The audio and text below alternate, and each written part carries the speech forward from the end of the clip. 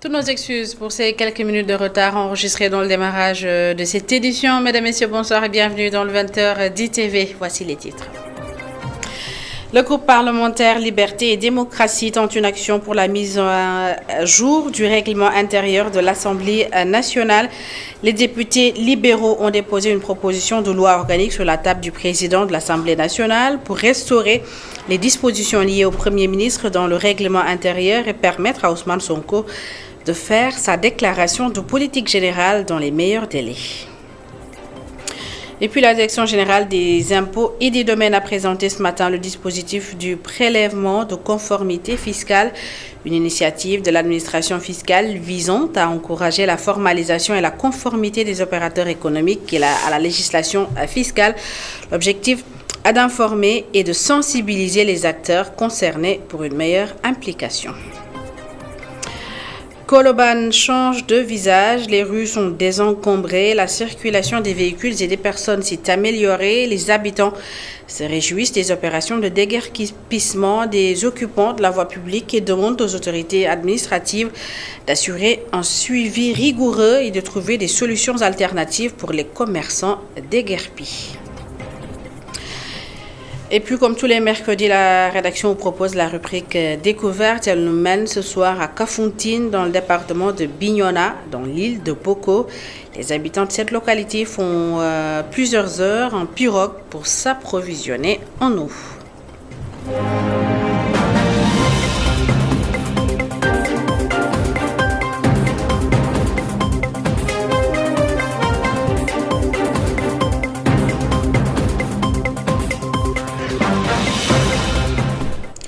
Mise à jour du règlement intérieur de l'Assemblée nationale, le groupe parlementaire Liberté et Démocratie tente une action parlementaire.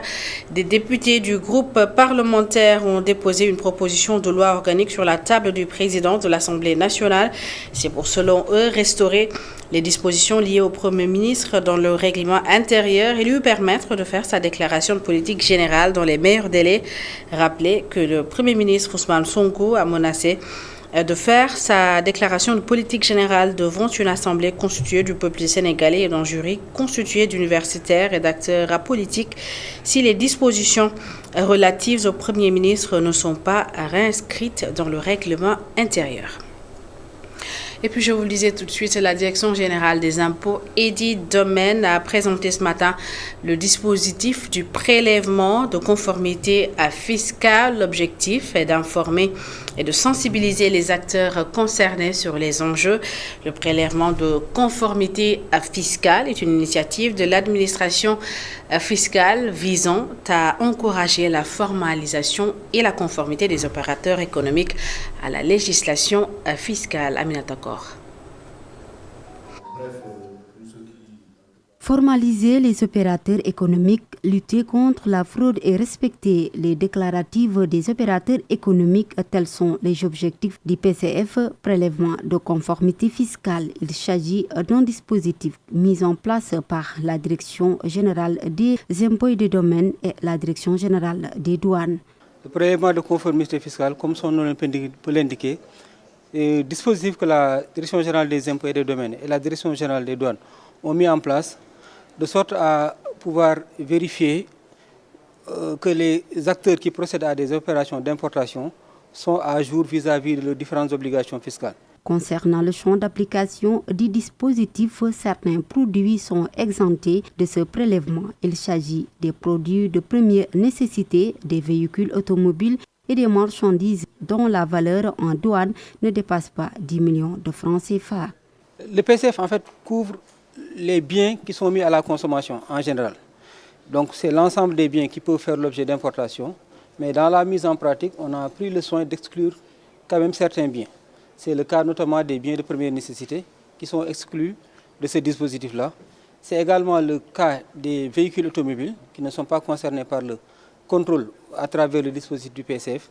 Mais en dernier lieu aussi, c'est toutes les opérations d'importation dont la valeur en douane ne dépasse pas 10 millions. Du côté des commerçants industriels, le PCF n'est pas approuvé à 100%, nous dit le président de l'assise. Vous savez, Assis est une association qui vient de naître et la plupart de ses membres viennent du secteur informel. Mais avec le temps, nous avons pu faire le nécessaire pour le formaliser. Concernant le PCF, nous ne sommes pas d'accord à 100% vu qu'il n'est pas encore mis en application. À cet effet, après cette rencontre, nous allons rendre visite aux commerçants afin de leur faire part de tout ce qui a été dit dans cette journée et cueillir même leurs avis.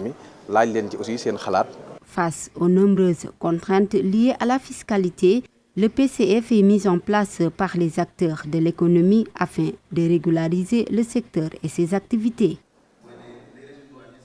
Et puis ce ouf de soulagement des habitants de Colobane après les opérations de déguerpissement des occupants de la voie publique. Les rues sont désencombrées, la circulation des véhicules et des personnes s'est améliorée et les habitants s'en réjouissent.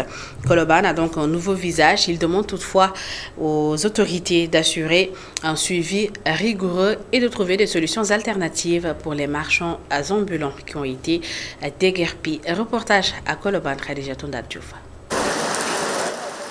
Matinée de pluie à Colobane, les commerçants essayent de mettre à l'abri leurs marchandises. Au nouveau décor, après l'opération de désencombrement, les résultats sont satisfaisants selon les riverains. Ils acceptent de parler sous le couvert de l'anonymat.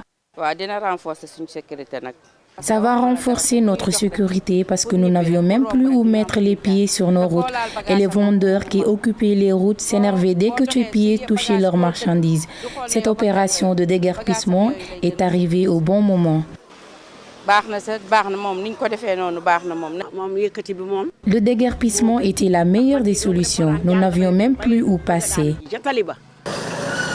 Des véhicules, les vendeurs et les piétons partageaient la même voie à Colobane. Une insécurité qui aujourd'hui est réduite grâce à l'opération de déguerpissement selon les habitants de ce quartier.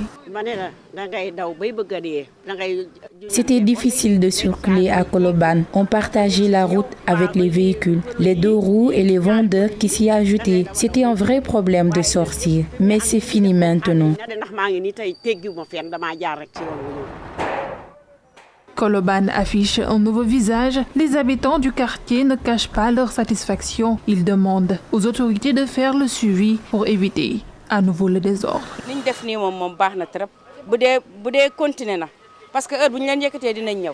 Des opérations de désencombrement qui se poursuivent un peu partout à Dakar. Les autorités administratives tentent donc de trouver des solutions à l'occupation anarchique de la voie publique. Nos équipes se sont rendues au marché Castor où les commerçants saluent l'initiative et se disent prêts à coopérer.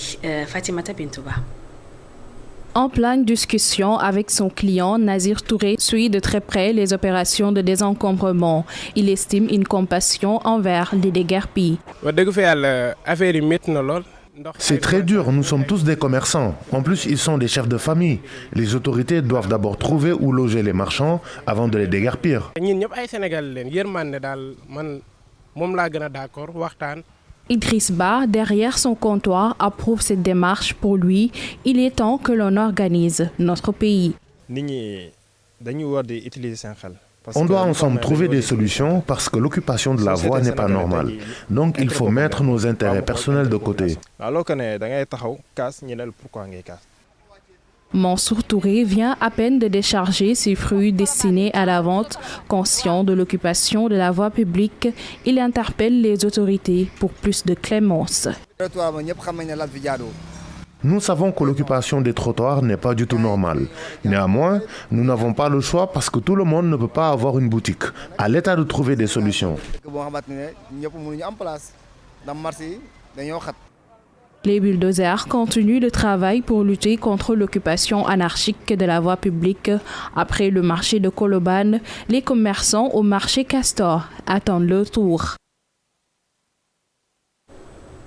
Démarrage timide de l'hivernage à Dakar. Quelques épisodes d'averses isolées éparses assez brèves se sont produites par endroits dans la capitale sénégalaise ce mercredi matin. Des orages et plus faibles à modérés sont attendus également à Kaffrine Kaolack et Fatick et probablement Hambourg, Dakar, Thiès et Diourbel au cours de cet après-midi allant à la nuit, selon l'Agence nationale de l'aviation civile et de la météorologie. Et pour en savoir plus, voici les explications de Tidiane Diédhiou, ingénieur prévisionniste. Le mardi 2 juillet 2024, des manifestations pluvio-orageuses ont été notées sur l'étendue du pays. En zone nord, on a eu des traces à Matam. En zone centre, on a eu 31,7 mm à Medina Saba. Saboya 30 mm. On a eu Nioro 8 mm. Koungheul 7,3 mm. Des traces à Dakar et Mbour. En zone sud, des quantités ont été assez marquées avec 178 mm à Djemberin, Cabrousse 120 mm, 106,8 mm au Cap Skirring, Oussouye 53,5 mm, Ziguinchor 32,8 mm, Kolda on a eu 15,9 mm. Des quantités faibles inférieures à 10 mm ont été enregistrées dans beaucoup de localités dans la région de Ziguinchor et Kolda. En termes de perspective, pour les 24 heures, on a prévu des risques de pluie au Cap Skirring et à Ziguinchor. Sur les régions proches du littoral, la présence du nuage dense pourrait y occasionner de fines pluies, notamment sur les îles Saloum et vers Dakar. Au cours des prochaines 48 heures, les risques de pluie sont prévus à Kédougou, Bakel et probablement Tambacounda et Kolda. C'est au cours des prochaines 72 heures, notamment le vendredi, allant au samedi, où les manifestations pluvio-orageuses sont attendues sur l'étendue du territoire, notamment en Casamance, dans les régions centres comme Kaolack, Kaffrine, Diourbel, Mbour et probablement Linguère, Matam et Dakar et environ. Parlons à présent de la relance de la filière horticole. Le directeur de l'horticulture plaide pour une meilleure organisation et un meilleur accompagnement du secteur. Cheikh Ahmed Bassirou Sané a présidé ce matin l'ouverture de l'atelier de restitution de l'enquête sur l'identification et le recensement des pépinières de production de plantes ornementales dans la région de Dakar. Une étude qui vise à relancer cette filière pilier de développement. Écoutons-le. Donc nous savons qu'au Sénégal, c'est un secteur vraiment stratégique dans la nouvelle politique de création d'emplois pour les jeunes. Or, depuis que nous sommes arrivés, donc notre prédécesseur a initié une étude qui visait vraiment à recenser tous les points de production des plantes ornementales au niveau de Dakar. Et nous comptons vraiment nous appuyer sur l'étude qui a été menée au niveau de Dakar pour vraiment nous intéresser au reste des régions du Sénégal. Beaucoup de contraintes ont été soulignées, donc c'est l'occasion vraiment de discuter avec tous les acteurs pour vraiment dégager une stratégie nationale pour relancer cette filière que nous fondons beaucoup d'espoir dans la politique de création de l'emploi. Et souvent, l'activité se fait de manière clandestine au niveau de Dakar. Et quand vous voyez, c'est tout espace où, par exemple, un jeune peut s'installer et mener cette activité, souvent cet espace est occupé. Donc, par exemple, si l'espace n'est pas occupé, donc, comme le président l'a dit, on peut nous retrouver avec des espaces où il y a beaucoup d'ordures, mais ces jeunes aussi participent vraiment à l'assainissement de Dakar en créant aussi de l'activité. Et puis le projet de gestion des ressources naturelles au Sénégal alloue à la région de Kolda un budget de 4,161 milliards de francs CFA. L'enveloppe devrait permettre de financer d'importantes activités dans la région, dans la gestion des ressources halieutiques et forestières. Une réunion de partage des objectifs du projet de gestion des ressources naturelles au Sénégal s'est tenue à Kolda. Ndeye Koura Diop Mbaye, coordonnatrice du projet, nous explique ici les axes d'intervention. Oui, le projet SENREM est un projet du gouvernement du Sénégal avec l'appui de la Banque mondiale dans le financement pour un montant de 100 millions de dollars. L'objectif de développement est d'améliorer la gestion des ressources halieutiques et forestières. Aujourd'hui, il s'agit du volet environnement. Le coût du financement destiné à la région de Kolda est de 4 milliards 161 millions de francs CFA. Comme vous le savez, tout le monde a noté la dégradation des forêts dans ces zones-là. Et donc, le projet va élaborer et mettre en œuvre des plans d'aménagement pour 6 nouvelles forêts, mais également consolider les acquis d'autres projets prédécesseurs comme le projet 17 forêts classées qui vont faire l'objet de bornage et de pancartage. Comme vous le savez, c'est important parce qu'on a également noté que les forêts sont empiétées par les habitations. Parallèlement, il faudra leur trouver des activités qui leur génèrent des revenus. Ici à Kolda, nous avons ciblé 21 sous-projets d'activités génératrices de revenus dans les domaines du maraîchage, de l'agriculture, de l'apiculture. Mais également, le projet va appuyer les services techniques qui sont présents dans la zone, comme les inspections des eaux et forêts, les services régionaux de l'environnement également, qui vont être appuyés pour mieux réaliser vraiment leur mission. Gestion du district sanitaire de Matam, le syndicat démocratique des travailleurs de la santé et du secteur social réclame le départ du médecin chef de district. Les syndicalistes lui reprochent de promouvoir ces hommes à des postes de responsabilité. Voici des explications de notre correspondant à Matam, Amadou Mardialo. Un an après sa prise de fonction à la tête du district sanitaire de Matam, les syndicats démocratiques des travailleurs de la santé et du secteur social, S2S3S, n'arrivent plus à s'entendre avec son médecin-chef de district. Les 10 syndicats accusent Alioune Badara Mbaki de placer ses proches de façon illégale dans les postes stratégiques de l'administration sanitaire du district. Ce qu'on a pu constater avec ce nouveau médecin-chef du district sanitaire de Matam depuis sa venue, c'est une gestion nébuleuse des ressources humaines du district. Il prend sa sœur, sage-femme, il le met dans son poste de santé. On n'en parle pas, il prend ses amis, il les met dans le poste. Or, il y a des gens qui sont ici depuis plus de 5, 8 ans, 10 ans, qui sont dans des cases de santé, des infirmiers qui sont dans des cases de santé et qui ne peuvent pas bénéficier de ces avantages. Il y a un poste de santé nommé le poste de santé de travaux de nuit. On ne peut pas comprendre. Des infirmiers diplômés d'État sont là dans les cases. Vous prenez un agent de santé et vous mettez ça dans une case de santé et qui n'a pas une assistance de sage-femme. La blouse blanche dénonce également la mauvaise gestion financière du médecin-chef de district Alioune Badara Mbaki. Parlant des ressources financières, ce qu'on a pu constater, il y a une gestion nébuleuse des ressources humaines au sein même du centre de santé. Il y a beaucoup de gens qui recrutent, qui payent et en ce moment, le centre de santé ne peut plus endosser cette ressource financière que doit faire fonctionner le centre. Ce qui fait qu'il fait recours au dépôt du district. Il prend les fonds du district pour venir à bout du centre de santé. Ce qui a valu un endettement de 5 millions au centre de santé. Malgré plusieurs interventions du préfet de Matam, ces agents de santé campent sur leur position et réclament le départ du médecin-chef de district. Et puis la réaction du médecin chef de district n'a pas tardé. Alioune Badara Mbaki nie les accusations et estime que c'est une tentative de sabotage de son travail. L'autorité médicale dit avoir mis l'accent sur la rigueur et l'engagement. Je vous propose de l'écouter. Alors, je pense que ce sont des allégations infondées, donc non justifiées, sans également aucune preuve. Depuis que je suis là, nous avons rétabli donc la rigueur, mais également aussi l'objectivité dans les décisions à prendre.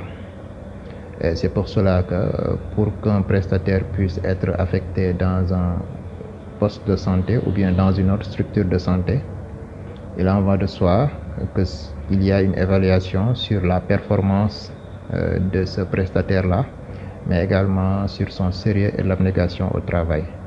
C'est vraiment sur ces éléments-là que l'on juge, que l'on évalue pour vraiment choisir le prestataire à mettre dans un poste. Par contre, il y a un groupe qui tenait vraiment à régner de maître en quelque sorte pour vouloir tout simplement avoir leurs propres éléments dans certains postes. Alors qu'en réalité, nous ne sommes pas là pour servir un groupe, mais nous sommes là tout simplement pour servir le système de santé, pour servir la population. Et avant de mettre quelqu'un dans un poste, nous faisons en sorte de choisir le meilleur prestataire très objectivement qui nous fournira de meilleurs résultats. Depuis que je suis là, nous avons une situation financière assez stable. Il n'y a jamais eu de retard de salaire, il n'y a jamais eu de retard de motivation mensuelle aussi. Tout s'est toujours fait normalement dans les règles de l'art. Yambour, les enseignants décisionnaires demandent un meilleur traitement, une meilleure gestion de leur plan de carrière. Ils demandent au nouveau ministre de l'Éducation d'assurer justement de leur assurer une meilleure situation. Leur coordonnateur Hassan Ba est au micro de Mountaga Kana. Pour faire passer l'information à toute l'opinion nationale, internationale, que les enseignants décisionnaires sont en train de subir une injustice que nous ne pouvons plus supporter. Parce que le régime précédent avait mis dans la tête que le décret est sur la table du président de la République. Pendant 5 ans, toujours les décisionnaires étaient en train d'espérer une suite favorable. Et c'est la raison pour laquelle on a pris nos devants pour arrêter ce gouvernement-là qui vient de s'installer, qui s'est inscrit dans le slogan Djoub, Djoubanti, Djoubal. Et les enseignants vivent une injustice incommensurable. Et raison pour laquelle on est là aujourd'hui. Et on veut lancer un appel aussi au Premier ministre Ousmane Sonko, que ces enseignants qui sont là, ce sont de vaillants soldats. Vaillants soldats, pourquoi? Parce qu'ils ont subi une injustice d'abord sur leur carrière et sur leur rappel. Et nous lançons aussi un appel au président de la République et le Premier ministre de nous changer de directeur de la fonction publique. Jusqu'à présent, les enseignants subissent des coupures et des injustices jusqu'à présent au niveau de la fonction publique.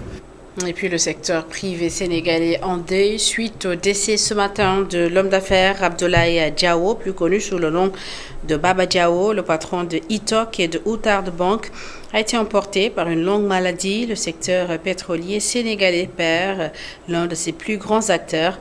Par ma voix, le groupe E-Media Invest présente ses condoléances à la famille éplorée et aux acteurs du secteur pétrolier.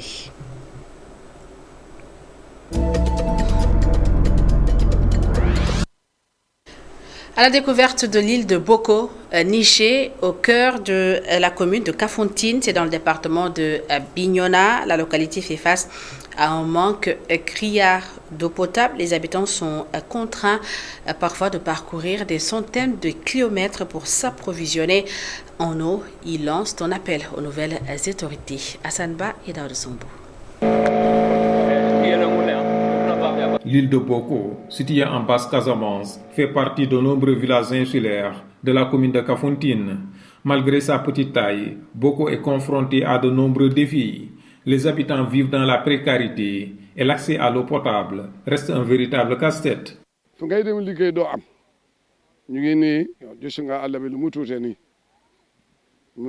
Tu vois, on n'a même pas de terre. La principale difficulté ici, c'est l'eau. On n'a même pas de quoi donner à nos hôtes. Vraiment, on a besoin de l'eau potable.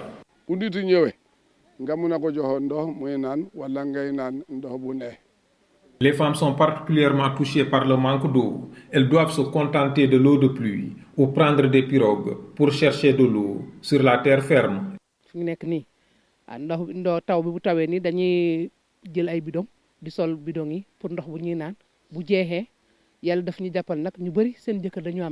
C'est l'eau de pluie qu'on récupère avec nos bidons, qu'on garde pendant longtemps. Après la saison des pluies, on prend les pirogues pour chercher de l'eau à Kafountine. C'est cette eau qu'on boit, mais pour faire le linge et autres, on utilise l'eau de pluie. Mais à part ça, c'est à Kafountine qu'on a cherché de l'eau potable.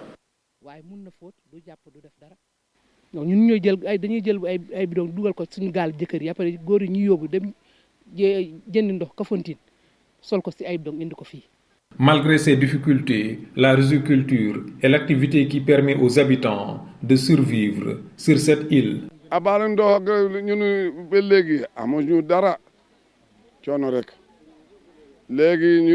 On n'a rien ici, on fait de la riziculture pour survivre. Les enfants ne cultivent plus, c'est dans les rizières qu'on cultive.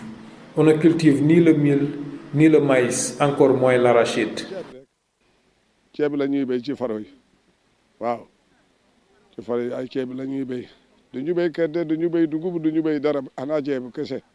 Les femmes qui pratiquent le maraîchage sont également confrontées au même problème d'approvisionnement en eau pour arroser leur culture.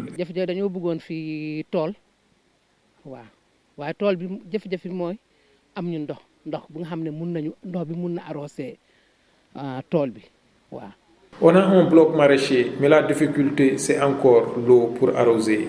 On veut aussi clôturer notre champ pour se protéger contre la divagation des animaux. On peut faire là-bas des cultures pendant la saison des pluies. On sollicite vraiment de l'aide pour exploiter ce bloc maraîcher.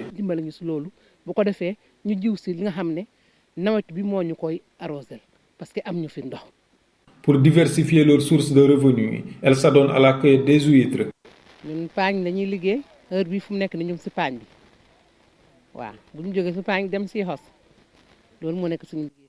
On s'active aussi dans la cueillette des huîtres. C'est notre principale activité. Les hommes sont des pêcheurs. Eux, ils ont leur pirogue.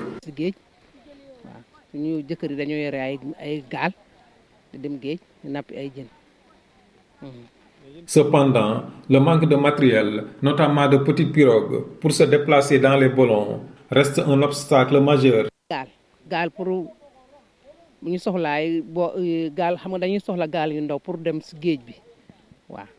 On a vraiment besoin de petites pirogues pour aller cueillir les huîtres dans le fleuve.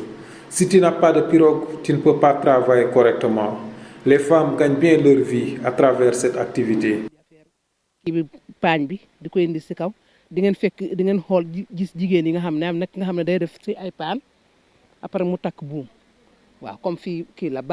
De plus, beaucoup ne disposent pas encore d'électricité, ce qui rend la vie encore plus difficile pour ses habitants.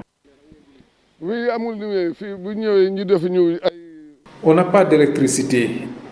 Il y avait des lampes solaires qui étaient installées, mais tout est gâté. C'est seulement la lune qui nous éclaire, ou bien des lampes solaires pour ceux qui ont des moyens chez eux. Face à ces défis, les populations de Boko appellent les autorités à intervenir et à les aider à sortir de cette situation précaire. Le village, malgré ses difficultés, continue de lutter pour sa survie, porté par la résilience de ses habitants. Et c'est la fin de cette édition. Merci à toutes et à tous de l'avoir suivi. Merci de votre fidélité. L'information continue sur emedia.sn. Bonne suite des programmes. Tout de suite, la suite de votre bloc d'information. Retour sur l'actualité.